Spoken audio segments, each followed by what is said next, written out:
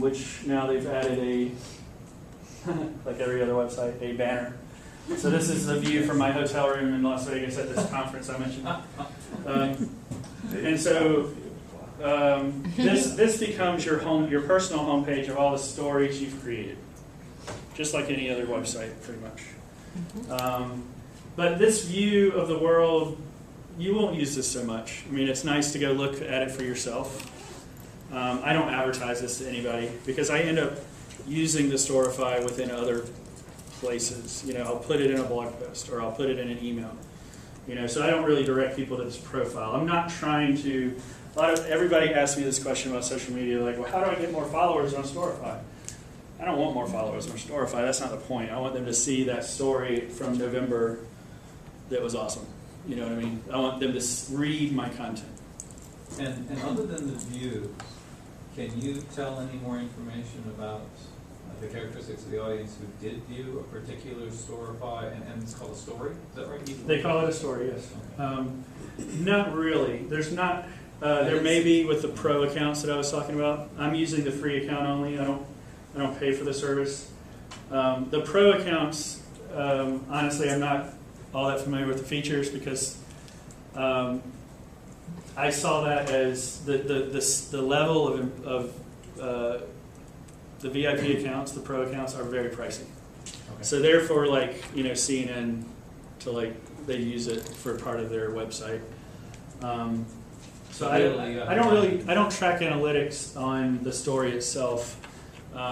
We would track analytics against the items in the story. So I would care about how many people liked this photo versus this tweet. Okay. So you're using it to create. So it's traditional in that story. Whatever you embed this in, you're yes. more interested in bringing eyes to that. That's right. The story.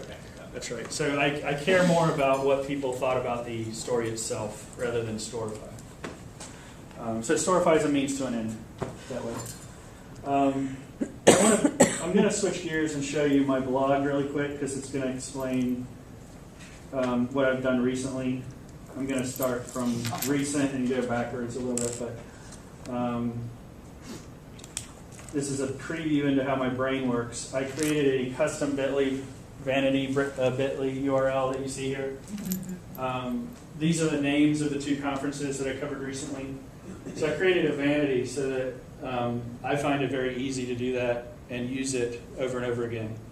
So every time somebody says, Ryan, where's that photo that you had from that, you know, that session with Beth Cantor?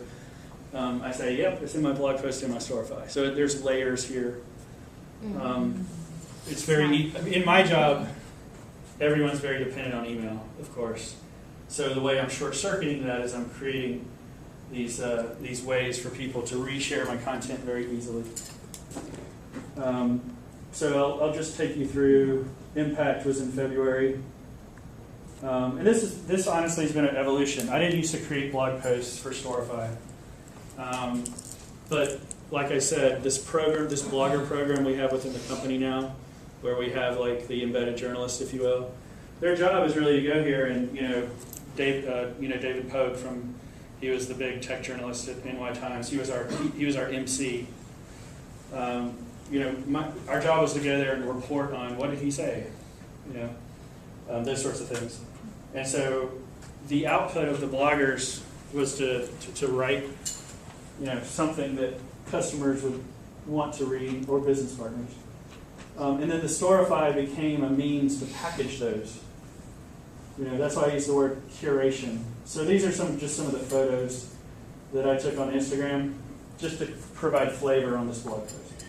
Because I think if a blog post does not have at least one image in it, you're doing it wrong. You need at least something to kind of give it texture. But this essentially became a massive Uber. I mean, it looks boring, but people love lists, right? So I created this massive list. This is not on my content. I've taken all of the reporters. We had 10 of them.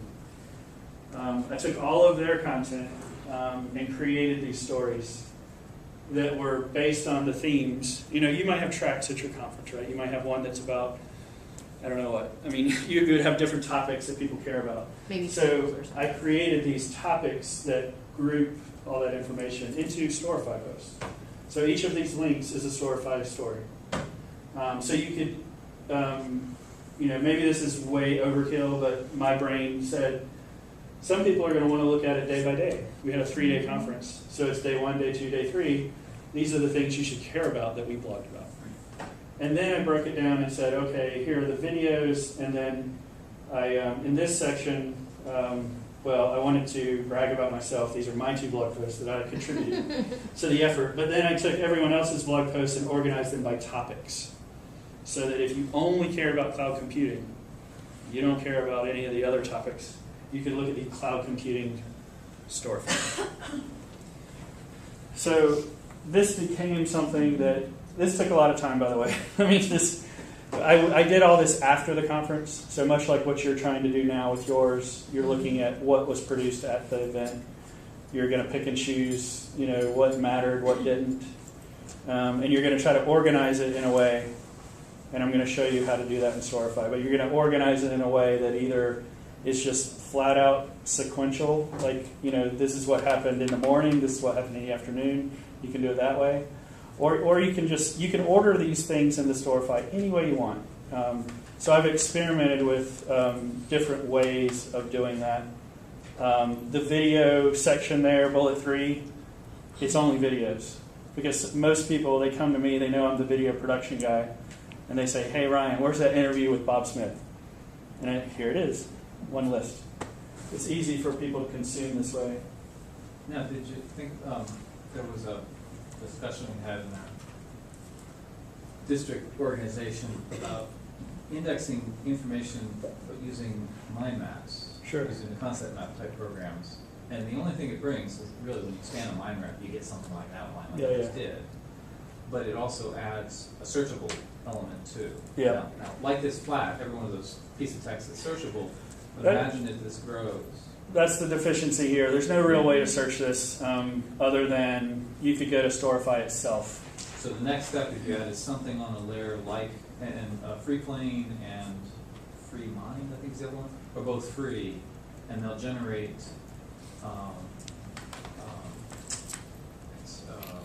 Adobe Flash, a Flash player output. Mm-hmm. So as long as you have a place you can put the Flash player out as a custom player, then you get this mind map kind of thing to do the same kind of indexing, but adding in searchability and the fact that you've got the mind map kind of thing where people can open what they want. So the same idea here, I think, a lot of people are looking at what else can we do as a front end to something like Storify too. Right. Yeah, that's a good idea. I mean, I constantly want to tinker with this. This is the flat list approach is easy. I've also thought about, you're reminding me, I've thought about, there's a platform called Prezi. Yeah. That is very much like taking PowerPoint and making it 3D or something, right? You've got like a searchable thing. It would be, I don't know, my software development brain is thinking, how do you plug a mind map in a Prezi or something like that? One guy did that. He took a conference and he did the same kind of thing in Prezi, but it was the things were dancing all over the place, and essentially you got away from the content. It's kind of like, it's great if you have a small number of pages, if you will, you're presenting in Prezi, and essentially those things get animated, twisting around, all that good stuff.